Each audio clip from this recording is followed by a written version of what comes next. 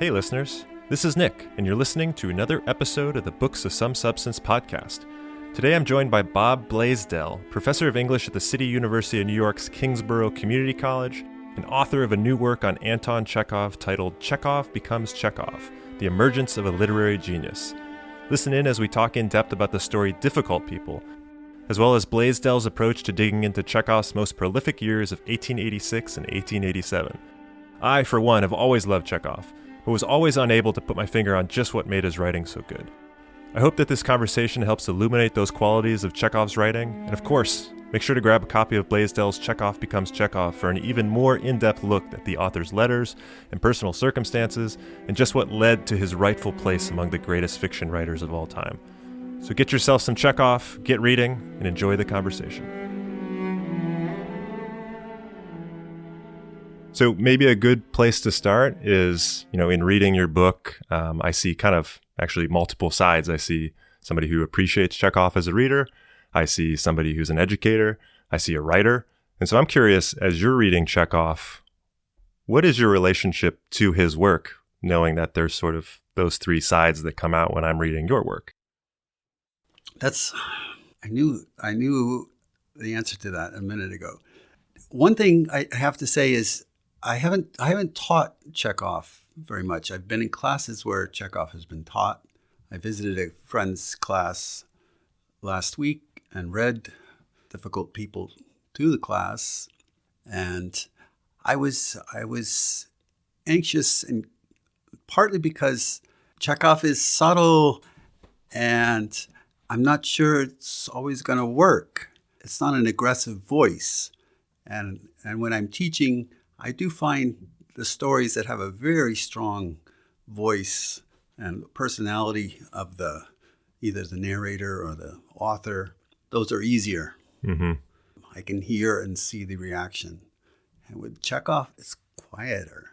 And it's wonderful as a reader because then you listen and your senses go up because he's so sensitive, and he gets you tuned in to the way people talk. He gets you tuned into smell, which is something I only noticed when I was working on this book, that the sense of smell comes up in many of the stories. And it's his way really to enter a story. He was writing so fast that it seems to me he went into a kind of sensory trance. He didn't always know how the story was going to unfold. He had a place, but he made himself immediately tune into the place, the weather, and very briefly and neatly. And we get that. And you realize just these little tiny nudges are enough for tuned in. He makes you a tuned in reader, but I'm not always sure that projecting Chekhov out onto an audience or onto students that it's going to take. Mm-hmm. I should have more confidence in him.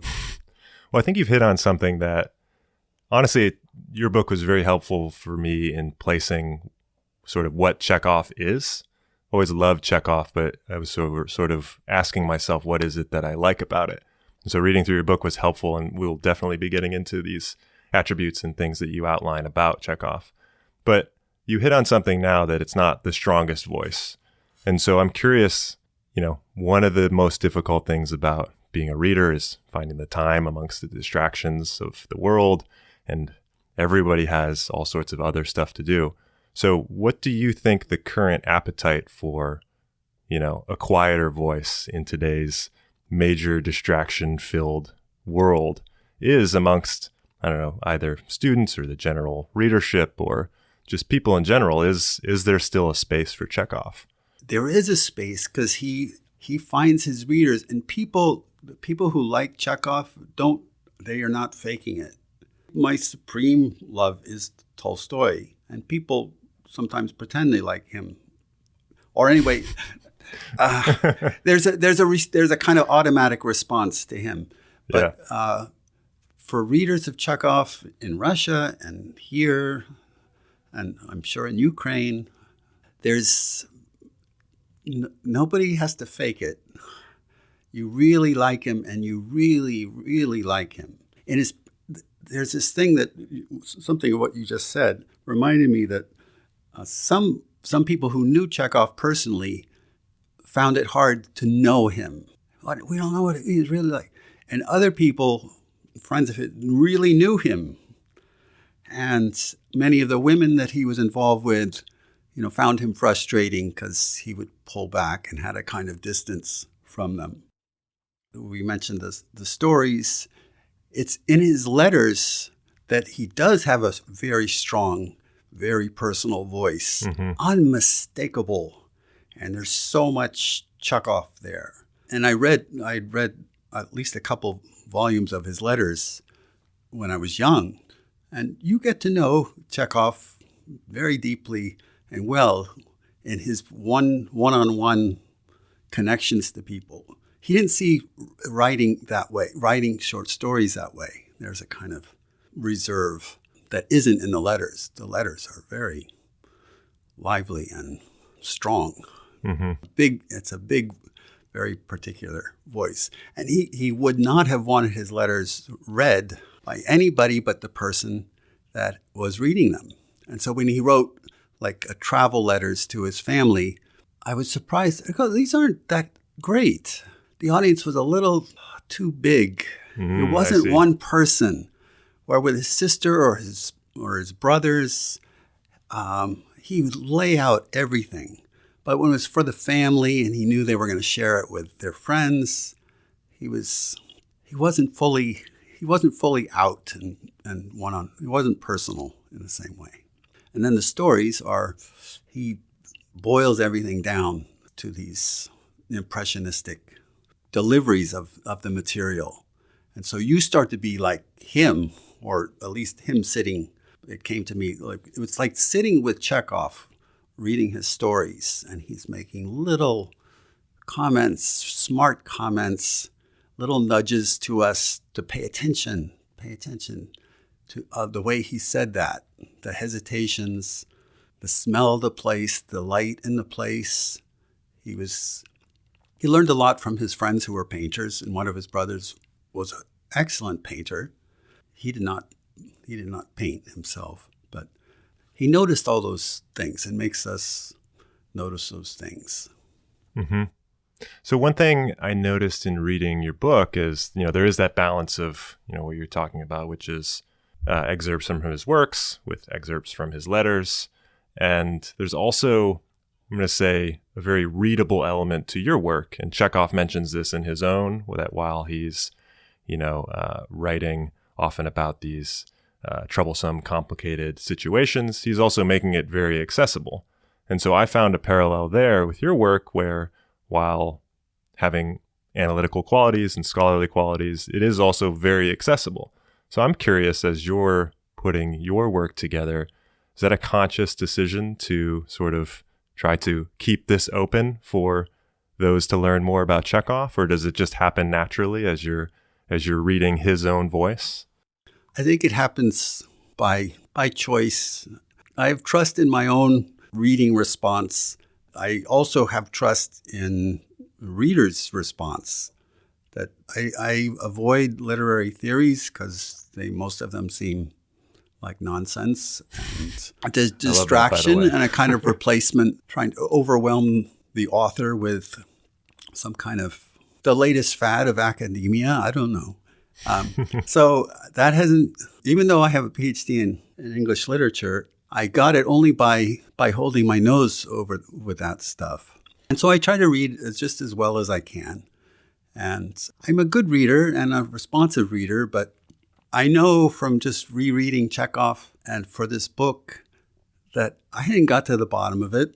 And reading is an action. It's not a result. It's something that happens. So I'm glad that at least occasionally it seems like I'm just communicating my own responses to the reader, to the reader. And I think that means that the reader will feel comfortable noticing their own responses. And maybe that's also because I'm a teacher. And that's what I'm interested in, that happens in students. But reading is really a big experience. It is life, as Borges said. Yeah. What reading experience is like, that is life. That is deep part of my life, and certainly a deep part of Chekhov's life. He was a great reader. He read a lot. Absolutely. So speaking of reading and Chekhov, let's talk about the story at hand today, Difficult People, of which in your book you refer to as, I believe, one of the most extraordinary examples of family dynamics. And so let's dig into this. So if you'd like to give a summary for the listener as to just, I guess, the structure of what this story does. Sure. Difficult People, tяжелые люди in Russian, and that the difficult in Russian has so many different meanings. And so even in Constance Garnett's most excellent translation, she uses difficult as the title. Chekhov uses тяжел 7 times in the story, and she translates it as difficult twice and 5 times in other ways. And I'm not criticizing the translation. It's just some words can go so many different ways and has different weights. Тяжел also in Russian has the connotation of heaviness. And so there's the difficult, aggravating, burdensome connotation to the word. And so she chooses the one that seems right at the moment. Some translators don't like that. Mm-hmm. They say if you translate it one way, it has to be that way all the way through. That's fascinating. So it's about a farm family where the oldest son, there's 5 children. The oldest son is trying to leave for Moscow, and he needs money from his father. And we see the father in the beginning of the story coming in and preparing to go sit down at dinner where everyone is waiting for him. No one can take a bite until he is ready. And he, like a king, he takes his time, appreciating himself. He's a successful farmer. He complains about the weather. I mean, that's a farmer's right. And finally, he makes his way to the table, and then the son finally broaches that awkward family thing. Dad, I need money. And Shirayev, the father, every time money is exchanged, whether he's getting it or getting it or giving it, he sighs. Mm-hmm. And it's a show. And all right, how much he decides how much he should give. And the son and the mother, and it's clear that they've conspired on this because they knew it would be difficult, need to ask for more than the father is going to offer. And they push him a little, and the mother helps push him, and he's getting a little ticked off. And when they push him a little too much, he explodes, which does not surprise the family. This is a repeat occurrence. They are used to this, and he stomps out. It's a huge temper tantrum, and he stomps out of the room into the yard. It's a farmyard. And then they wait for him to come back. And there's more discussion about the money. And the son, again, he's a university student, and he's maybe his second year, and he needs to go back. But he's tired of this. Also, he is his father's son, and he has a temper, and he blows up at his father for seems like the first time. He tells off his father, and the father does not react well to this and is furious, and they have an excruciating fight. It's very exciting and excruciating, mm-hmm. and it's done so quickly and dramatically. If your only experience of Chekhov is through the plays, read the stories because they happen much faster, and you have Chekhov as your company rather than a kind of detachment on the stage. I love actors, but I would rather be with Chekhov, watching the action. So, where was I with the summary? I distracted myself. Sorry about that. He storms off, the son. Yes, so the father storms off. And the father storms off, and then they have some more fighting, and the son storms off. And what do you do when you're 17, 18 years old and you storm out of the house? And he decides he's just going to walk to Moscow, about 1,000 miles away. We've all been there. And he has these thoughts running through his head and adventures, and some rich landowner's daughter is going to fall in love with him and pity him, and he's going to die, and there'll be a little item in the newspaper about him. And he's on his way there, and he's having these thoughts. He runs into a rich landowner, a woman, in her carriage, and they have a little exchange. And you're going to read something. Yes. So this is from the P.V.R. Volokonsky translation. And so the passage goes, "Watch out," he heard a loud voice behind him.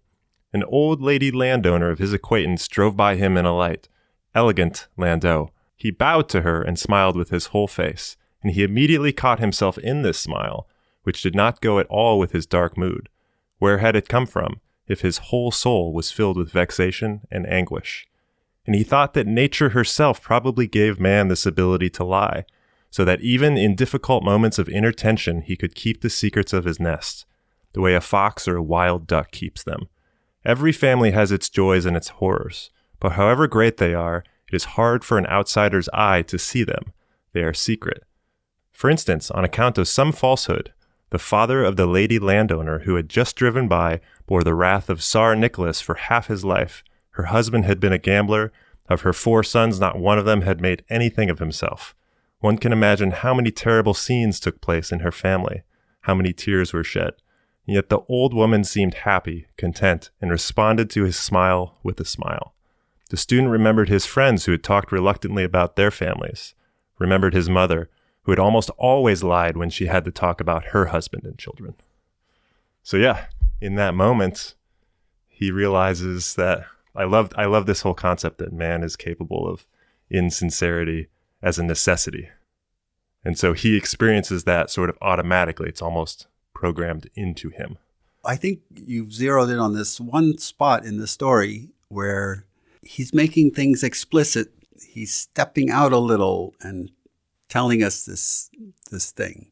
Chekhov, later in his life, in his short life, he went back to all his stories and for a collected edition and edited them. And whenever possible, he cut things out. He didn't add. And that he preserved that passage, which is a kind of passage he often would cut out, where he makes an explicit point. I like that. And it has a lot to do with a big theme of his life at this time. He had a thing about lying. Just those little wonderings you have. Why does everybody have to lie? Why do we have to lie? And this rich landowner who has no reason to lie, lies. His mother, he knows the reasons why. In some way, he knows why the mother lies. And this mother in this story is quite a bit like Chekhov's beloved mother. So he reflects, and I'll do a little tangent. There's a story where Chekhov, on this theme of lying, and that everybody has to lie, he has a story called The Beggar, and it's about a beggar who gets called on his lies to this important man who says, "Don't lie to me. Why don't you just tell me that you need the money for this?" "If I told you," the beggar says, "you wouldn't have given me any money, would you have?" And the lawyer admits, "That's true. I would not. So what am I supposed to do if I told you?" And so Chekhov, he likes to take up ideas that he's wrestling with and put them in different situations and challenge himself. Mm-hmm. He hasn't worked it all out. He is against lying, and Chekhov's very proud of not lying. And yet, watching him very carefully in these 2 years, he lies occasionally and evades, and it's understandable. He finds it to be sort of a prerequisite for civility, I think is either a direct quote or a paraphrase. So it vexes him, and it's also built in, as you said, to our life and social interactions. The story goes on. Peter gets to the train station. He has no money. The train is not going to be there, and it's a remote place out on the steppe. There's no train. He gets there and he does what most of us have to do when we stomp out. We have to go back home. So he gets back home, and the family atmosphere is a wreck. And he has a moment, and Chekhov gives us this moment too. Peter has this moment of sympathy for his father when he sees that his father has been made miserable by this fight. But Peter, instead of things working out, and I think Chekhov could have written it so that things got nice and they made up nice. And I think at this point, Chekhov, in the speed of his writing, went, nope. Peter goes at his father again, and they have another little fight, and everyone goes to bed, and nobody sleeps well, and Peter's got to leave for the train early in the morning. And the father is left in the money, and of course, even though as a principled young student who doesn't want the money, of course he has to take the money. And so he takes the money and leaves. And so that's the story. There is just an absolute perfect depiction of family dynamics in this. And one thing that, is apparent throughout Chekhov's short stories is that he continuously wants to write about things that are real. He doesn't necessarily want to sugarcoat things. He wants them to be authentic. And so it's very obvious in work that you've pulled together that he is using his real life as a source. So to what degree are these family dynamics in Difficult People Chekhov's family dynamics? So Chekhov had the little trick, and he would advise friends and writers who wrote to him, don't use your own life. Don't use it directly. If something happened to you, give that experience to a little kid or to an old person. So his family, he would have insisted this is not about his family, even though the father, in all the accounts of his father, the father was certainly explosive and bad-tempered, like the farmer, like Shirayev. He created this atmosphere, and Chekhov's father, Pavel, created this atmosphere in the family. Chekhov would not have wanted us to see it as an autobiographical story, but the feelings are so intense, and that Chekhov knew them very well. There's little tiny things. Like in Chekhov's family, there were not 5 children, there were 6. His father was not a farmer. His father was a bankrupt merchant. So he some way he gives the father as a success, and that's different. The university students, one thing, the farmer is a little less sympathetic about the university education, twits Peter about that. What use have you done? What have you done? Where Chekhov's father was not successful, Shirayev is successful. And you could say for Pavel Chekhov, he believed in education, even if he had to beat the children to get it. He believed in education. And he did have an artistic soul. His mother had the kind soul. His mother had the human soul. Pavel Chekhov had the artistic and tyrannical, bad-tempered soul. So it seems to me that this family, and there's little teasings about the little 3 at the table, the younger children. And Chekhov was the third of 6 children, and he liked to tease the remaining 3. So I do read it as this is the atmosphere. He's recreated the family atmosphere of his own growing up. By the time Chekhov got to Moscow, he became the head of the family. And he never wrote that story. He never wrote about the amazing person he was. But he did write about the idealistic person, and he made fun of his own positions, and he sometimes gave characters who were completely unsympathetic the very same experiences and ideas that he himself had. Yeah, you note that essentially in the story there's a very classic line. I feel like it's forever applicable, in which the father says to the son something along the lines of, when I was your age, I worked for this, or I never asked for this level of money, right? So we hear that repeated from generation to generation to generation. And so that is the one detail that, as you note, does not fit, because it is Chekhov who supported his entire family through both medical and writing incomes. But the one question I wanted to ask is, the story sort of centers around three individuals. There are the other children, but the third, the mother, kind of gets, say, more of a background presence, but it still is a very important presence. It carries a lot of emotional weight. So how do you view her role in the story as Chekhov architects it? She, as Chekhov tells us in the beginning of the story, even though she's been living with her husband for 25 years, she still doesn't seem to know, as well as the children know. The children seem to know their father in a way that she still hasn't picked up on, that this is going to set him off. It's as if, so she's surprised at his blow up and very upset at his blow up, where the children have all kind of, this is our life. The children have grown up with it, and she's still shocked by it and doesn't anticipate it.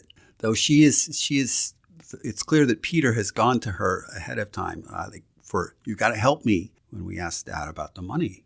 And she does, but she doesn't anticipate his reaction, which befuddles her, and an important also part of family dynamics. Even though she is the peacemaker and she only wants what's best, her husband blames her for spoiling the children, and Peter blames her for just the way that often happens with one blaming one's mother for your life.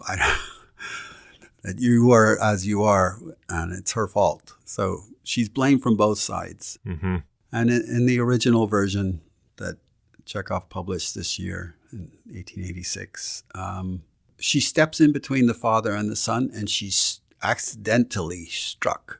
And that ends their second fight. And when Chekhov was revising it 10, 11, 12 years later, he took out that. And I speculated that it made the father unforgivable. And Chekhov didn't want that. The unforgivable kind of takes away sympathy. We see all sorts of unforgivable people in fiction and drama. And Chekhov doesn't have unforgivable people. That's not where he goes. He doesn't fix people as villains. And I think that made him nervous. And I think also at least a few people in life would have known, like, something like that happened with, I fear, with Chekhov's parents, that she was struck. His own mother was struck. I think Chekhov wanted that possibility out. Yes, I think you've hit on a key thing that in reading many of these stories is the ability to sit in that middle space between right and wrong, good and evil, sympathetic, unsympathetic. And it is the classic Chekhov ending, which is that there is no clean resolution. There is no warm and fuzzy feeling. And I think that's what makes these so real and so capable of sticking after almost 150 years out, is understanding that these human dynamics are pretty much the same as they've always been. And so there's a level of being able to identify with that. I think that's an important element of art. But he just really nailed that balance. And what's fascinating to me is understanding that he wrote a lot of these stories basically straight through. Not a lot of heavy revisions, not a lot of, writing one story per couple months. He pumped these out. And so while I guess I can't say for certain that there were not a lot of heavy revisions, but we know that he was incredibly prolific and efficient. And so how did he pull that off? There were not a lot of heavy revisions. And mostly the revisions were just cutting out lines and paragraphs. He didn't fix even the stories he didn't like, he wrote so many, he just left them out, to the surprise of the publisher who was doing the collected works. Like, you're going to leave out 400 stories. Yeah. And so Chekhov left out a few stories, to my surprise, that would have been prize winners. And it's mysterious why. I can't figure out why he left out some of them. Was it just judgment, artistic judgment? But mostly he just made things shorter. He always wanted things, say less, keep it simpler. If the story's too complicated, he would tell some of his writing mentees, it's too complicated. And so he also, if possible, he would take out complications. But that's not by adding, not by fixing. And the stories as they end, he didn't change endings. He liked that, yes, that unresolved ending. That is life. You're still dealing with the thing after the episode. It's not behind you. It's still, we still got to know what we're going to do. We don't know what to do. Another curious detail that I didn't fully process until reading your book was the degree of economic necessity of writing these stories. So Chekhov's main job being a doctor, but I think it's important to note that, a rural doctor in his time period was not a major source of wealth. So he was truly writing these stories and pumping them out just to keep his independently supported family above water. Yes. And he was practicing in Moscow, but 6 days a week. He had office hours, 3 hours a day, and then he would go out as needed. But he wasn't making much money as a doctor. Partly he had friends and family, and he wouldn't charge them the writing money that he had been doing for 5 and 6 years, ever since he was 20 years old. That was the real money. But he did intend to just be a doctor and maybe teach medicine. But he became Chekhov because at a prominent literary section of a newspaper, the publisher insisted you use your real name. And Chekhov said, "No, I want to. I'm saving that for my professional medical." Yeah. He was like, "No." And that's the joke of the title, is Anton Chekhov has to become Anton Chekhov. But that was where the money came from. And eventually he kept doing medicine through in the 1890s when he had tuberculosis. But it was almost always public service. If he worked officially, he would have been bound by certain rules, and he didn't want them. And so when he had an estate that he bought when he was 34, he served all the peasants of the district for free every day, and that's what he did. And he wrote for the money. The medicine gave him almost nothing. It was his public service. I think he refers to it as being married to medicine with writing as his mistress. Yes. And how funny it is that we do not remember him for the former. And he got them mixed up too. He wasn't sure which was which one he was most committed to. So in talking more about Chekhov, and I think it's widely accepted or understood that Chekhov is a major literary figure. It's hard to talk about fiction or short stories without mentioning Chekhov. In writing a book that is not the first book on Chekhov, there are many. I'm curious, what is kind of the current public perception of Chekhov, and what, if anything, are you looking to add to our perception, tweak, adjust about, Chekhov himself? I don't know what my ambitions were, except selfish ones of wanting to know how the hell he did it and what he was doing for these 2 years where he could produce more than one short story a week, where, at least half of the stories are terrific stories.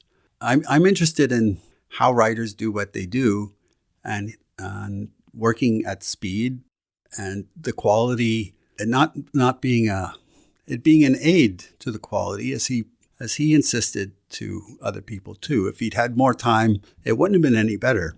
And I have another literary hero, Anthony Trollope, who said the same thing while he was producing 47 novels in Victorian England. The speed was part of the creation, and the thing happening in front of the writer and in front of us.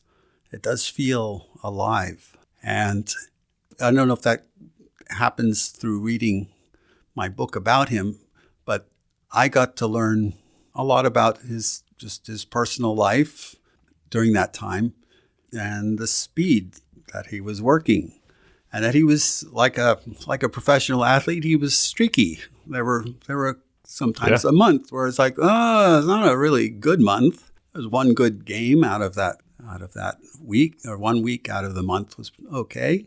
And then there were times where just everything seemed to work. And of course that he was cultivating the immediate place or situation of his own life, transforming it a little, but necessarily working from, he looks out the window and, all right, the story starts.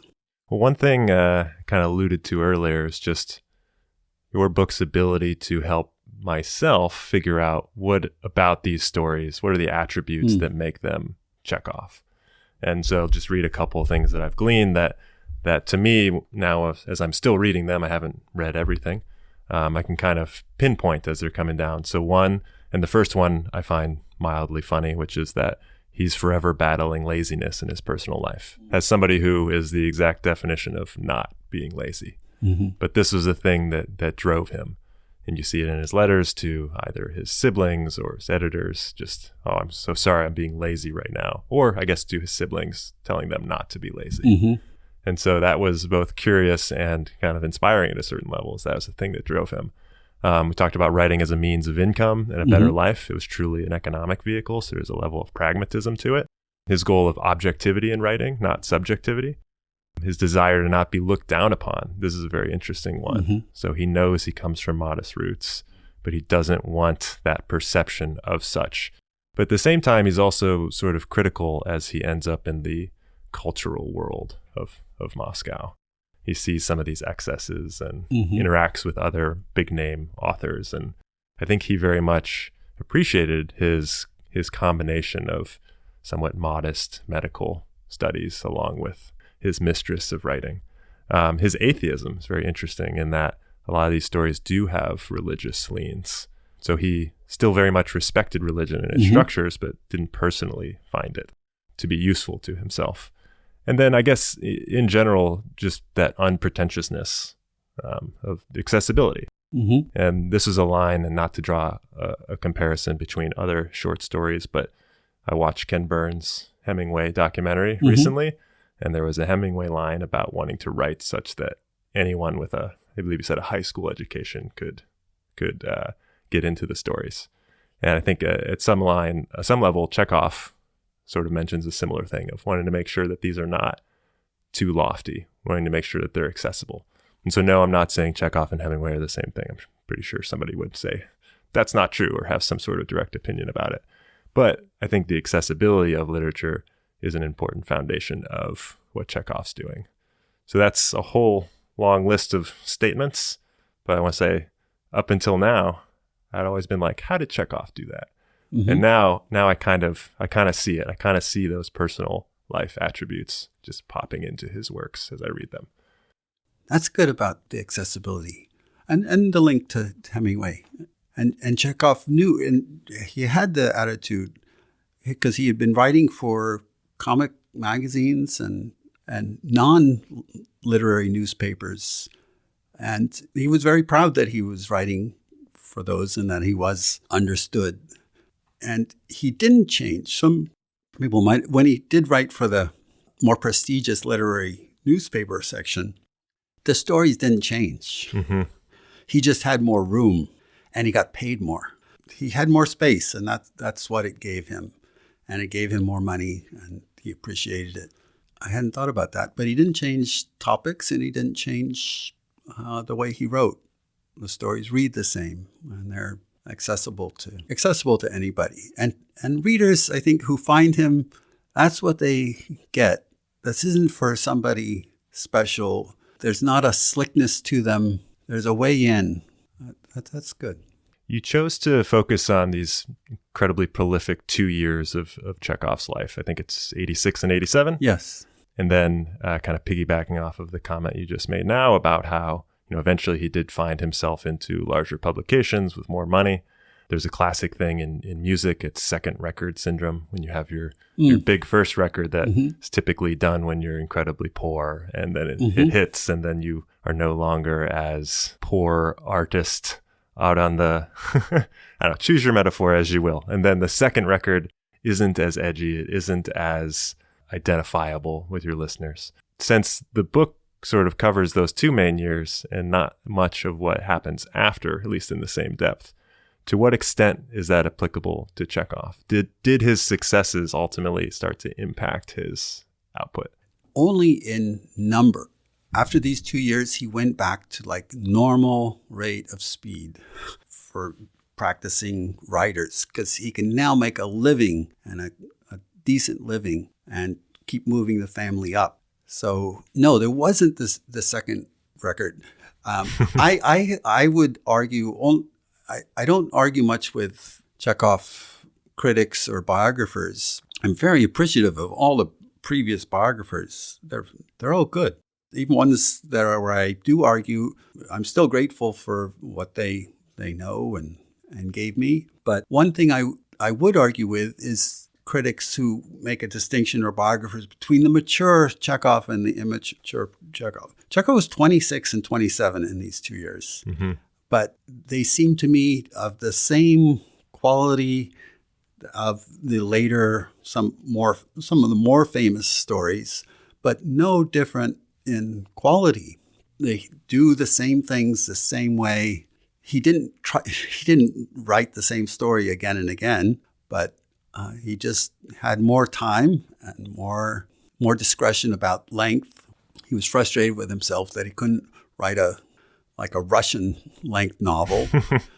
He wrote things that he called, that people refer to as longer stories, and Russian has names for those. But they were 200 to 250 pages long. It sounds like a novel to me. And they were his kind of long story. And his long stories seemed like novels, and his longer stories seemed like just novels. So I don't think he was already mature at 26, 27, as many great artists were. He became a 35-year-old, yes, but and a 35-year-old is not the same as a 26 and 27-year-old. But the art is not really of a different level for me. And that's partly why I did the book. There's so many. There's 50 stories that are outstanding in 2 years. Speaking of maturity, this is one of my favorite excerpts from his letter. So this is a letter to one of his editors / publisher, and just outlining the level of his understanding of what his goals are in his way of writing. And so he says, "It seems to me that the writer of fiction should not try to solve such questions as those of God, pessimism, etc. His business is but to describe those who have been speaking or thinking about God and pessimism, how and under what circumstances. The artist should be not the judge of his characters and their conversations, but only an unbiased witness. My business is merely to be talented, i.e. to be able to distinguish between important and unimportant statements, to be able to illuminate the characters and speak their language. The time has come for writers, especially those who are artists, to admit that in this world one cannot make anything out, just as Socrates once admitted it, just as Voltaire once admitted it. The mob think they know and understand everything. The more stupid they are, the wider, I think, do they conceive their horizon to be. And if an artist in whom the crowd has faith decides to declare that he understands nothing of what he sees, this in itself constitutes a considerable clarity in the realm of thought and a great step forward." And I think that's fantastic. It's one of the best quotes about writing and art that I think I've ever read, but also knowing that he said that as 26 or 27-year-old, and also just to share as myself being a 26 or 27-year-old at one point, I was not thinking at that level. Nope. Just go ahead and throw that out there. But that's it in a nutshell. And oftentimes I find a lot of literature that needs to drive home a specific point that feels flat. And that's what it's missing. It's missing exactly that element. And knowing that he knew that and was implementing that in everything that he put down on paper it's fantastic. That's great. So I have one more question for you, and Sure. this is perhaps a minor question, but I always wondered this, and I have to imagine there's other readers and listeners who have, which is the ellipses. What's going on with the ellipses? So knowing that you've read the original Russian, we read Chekhov in our English translations as having all of these ellipses everywhere. Are they meant to be leaving something out? Are they meant to establish fragments? Is he doing sort of a William Gaddis, I'm throwing in a bunch of dots in between dialogue type of approach? What do those really translate to? They're in the manuscripts, and then they were there in the newspaper published stories, and then he left them in his collected works, and he was a really good editor, but he left those in, and I think they're really just indications of his own mental pauses, and certainly sometimes it's the character's hesitation, but mostly it's just Chekhov. He got to this point that he's kind of lifted his head, ... and he goes on. There are a lot, and some translators leave them out. Constance Garnett leaves them in. So I don't think there's a final answer on it. Mm-hmm. They're not arty, but I think it seems to me, just following the stories, there's just Chekhov kind of taking a breath of thought. How about that? And then going on. And maybe it's also the character lifting her head, his head, their head, and all right, and then going on. Yeah, it seems not like an aesthetic sort of, I'm attempting to postmodernicize my work. It always felt like something else, but you could never really pin it down as to, are these real? Are they not real? Who's putting these in there? I think they're real, and they were alive in them. There's very few handwritten manuscripts that are left. Chekhov mostly got rid of those. Mostly, there's some, and they're there too. Mm-hmm. And so they just seem part of the liveness that this is happening. The story's happening. The story was happening alive for him. In the stories that he turned over, that are kind of just comic stories, very good comic stories, where he has to know the story all the way through. There's not a lot of them. There's not a lot of ellipses in those, because he already knows he's just working out a problem, a comic problem on the page. The stories that were he's writing alive and paying attention to, those indicate it's like a geologic mini pause, and Very that he cool. left them in various editions, and then in the collected edition. So he found some need for them to be in the final. And that's, I think, kind of the fascinating part. Very cool. Well, thank you very much for the insights. And honestly, from my own personal standpoint, I've been spending the last 4 to 6 weeks with just a lot of Chekhov. And so I have grown in appreciation from already a pretty high level of appreciation. Mm-hmm. And, your analysis and digging through letters and helping me understand those attributes of Chekhov has been a ton of fun. And so thank you for those insights in your book. Thanks for the insights and conversation today. Appreciate it all around. Thank you, Nick. Yeah, Chekhov just gets better the more you read him. And that's the sell.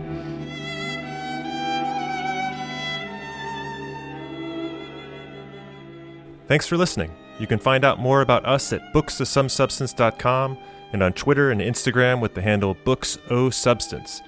Bob Blaisdell's book, Chekhov Becomes Chekhov, The Emergence of a Literary Genius, is available now from Pegasus Books, and I highly recommend grabbing a copy.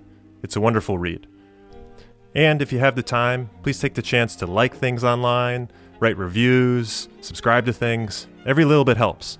And if you write a review, every so often we'll read them out loud, such as this one from Naomi82490. It's titled, Favorite Book Podcast. I just finished listening to the final episode of War and Peace. Great series. Wish it didn't have to end, and kind of hope you will all read and discuss another book by Tolstoy soon. I love the depth of conversation mixed with friendly banter in this podcast. Thank you all for putting this content out for us to listen to it. I remember listening to one of your first episodes, and I felt like I was sitting next to some friends having a great conversation about a book. Love this. Thank you, Naomi. And also, just to throw it out there, probably will do some more Tolstoy. Fits in really well with Chekhov. So, thanks again for listening, and until next time, happy reading.